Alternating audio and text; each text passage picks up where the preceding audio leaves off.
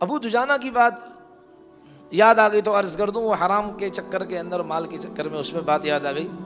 ابو دجانہ رضی اللہ عنہ کیسا دلیر انسان تھا، آپ نے واقعہ سنا کہ جب لڑنے آتا تھا تو سرخ پٹی باندھتا تھا، وہ اکڑا اکڑا کر چلتا تھا۔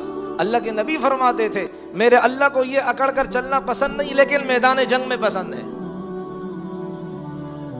اس لیے تو کہتے ہیں نا کہ کالا رنگ، کالا خضاب، 40 سے اوپر والا اگر آدمی عمر والا ہو جائے، کالا خضاب استعمال کرنا اس کے لیے درست نہیں ہے۔ 40 سے کم ہم کر سکتے، اس سے اوپر والا نہیں، اس لیے کہ دھوکہ ہے، اس میں دھوکہ دینا شریعت میں جائز نہیں ہے۔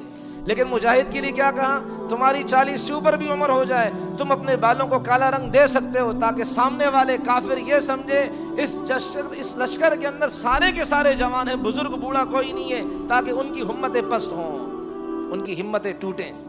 اس لیے عام موقع پر ناخن بڑے بڑے رکھنا صحیح نہیں ہے، 40 دن سے زیادہ رکھنا تو بالکل ہی صحیح نہیں ہے۔ لیکن مجاہد کے لیے کہا گیا ہے آپ بڑے بڑے ناخن رکھ سکتے ہو، کہ کہاں کافر سے اگر کیا ہے ہاتھ بہاتھ، دو بدو، ہاتھ بہاتھ اگر لڑنے کی ضرورت آئے تو اپنے نوکیلے ناخنوں سے اس کو زخمی کر سکتے ہیں۔ میدان جنگ کے اصول اور ہوتے ہیں۔ تو ابو دجانہ وہ انسان، ان کے بارے میں آتا ہے کہ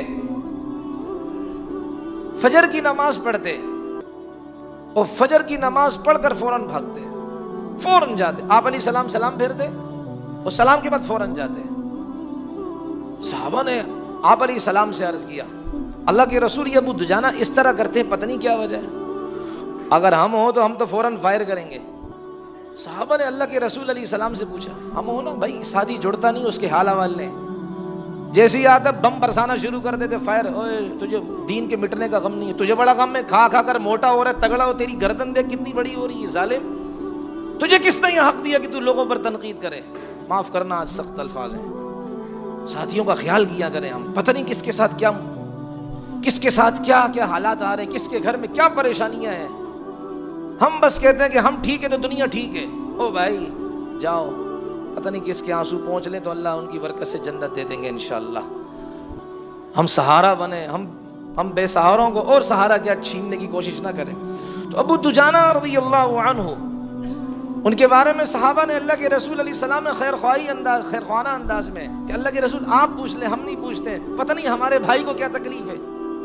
اللہ اکبر، نبی علیہ الصلوۃ والسلام نے ابو دجانہ سے پوچھا، ابو دجانہ تم فجر کی فرض نماز پڑھ کر فوراً چلے جاتے ہو، اس کی وجہ کیا ہے؟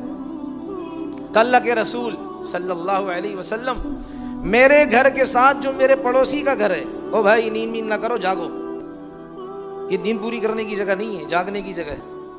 تو ابو دجانہ رضی اللہ تعالی عنہ نے آپ علیہ السلام سے عرض کی اللہ کے رسول، میرے گھر کے ساتھ جو میرے پڑوسی کا گھر ہے، اس کے گھر کے میں درخت لگا ہوا جس میں پھل ہیں، اور وہ کھجور کا درخت ہی ہے، وہاں تو کھجور ہی ہوتی ہے، تو وہ پھل مراد، اس سے کھجور ہے۔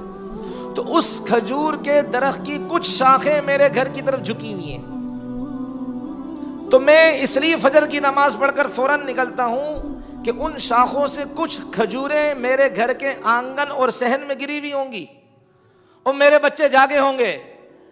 میں ڈر ہے اس بات سے کہ میں مسجد میں آیا، ایسا نہ ہو کہ میرا کوئی بچہ غیر آدمی کی ملکیت والی چیز اپنے منہ میں ڈال کر کھا لے۔ میں نہیں چاہتا کہ مشکوک مال بھی میرا بچہ کھائے، اس لیے میں فوراً فرض نماز پڑھ کر کیا ہے بھاگتا ہوں، تاکہ وہ پڑی ہوئی جو کھجوریں ہیں وہ میں چن لوں اور اپنے پڑوس والے کو دے دوں۔ یا تو ساتھ والے کو پتہ نہیں ہوتا، اس کے موٹر میں کنڈا لگایا ہوتا ہے، تجھے جنت میں اللہ دونوں ٹانگوں سے لنگڑا کر دو، تو ہوا میں اڑتا جا سپرمین کی طرح، اسے پتہ ہی کچھ نہیں ہوتا ہے۔ یہ ابو دجانہ ایسے تھوڑی صحابہ بنے، حرام تو حرام، مشکوک مال سے بھی، اور یہاں تو بڑے سینہ تان کر کہتے ہیں جی ہماری الٹی بھی سیدھی ہوتی ہے، دے دے بیگم کو 3 طلاقیں۔ پھر پوچھتا ہوں تیری الٹی سیدھی ہوتی کہ نہیں ہوتی؟ کھا سور کا گوشت اور کہ میں بکرے کا گوشت کھا رہا ہوں، تمہاری الٹی بھی سیدھی ہوتی ہے؟ کھا پی پیشاب اور کہے کہ میں نے تو آج شراب، وہ کیا ہے بہترین قسم کا دودھ پیا ہے، چاٹ گوبر وہ کہے کہ میں نے تو آج شہد کی مکھی کا بہترین کیا چھوٹی مکھی کا شہد کیا چاٹا ہے، وہاں الٹی سیدھی نہیں ہوتی تمہاری۔ دین کا مذاق نہ کریں بھائی، جو دین ہے وہ دین ہے۔ یہ کیا صحابہ کے لیے اصول کچھ اور ہے، میرے آپ کے لیے اصول کچھ اور ہے۔ کیا ہم اللہ کے رشتہ دار ہیں؟ ہماری رشتہ داری اللہ سے بھائی، اصول وہی ہیں جو اللہ نے طے کر دی، رہتی دنیا تک اصول وہی ہیں۔ انہی اصولوں کے مطابق چلے تو اللہ عزت دیں گے، ورنہ جس کو خوش کریں گے وہی جوتے مارے گا۔ یہ ہمارے اکابر کی باتیں ہیں۔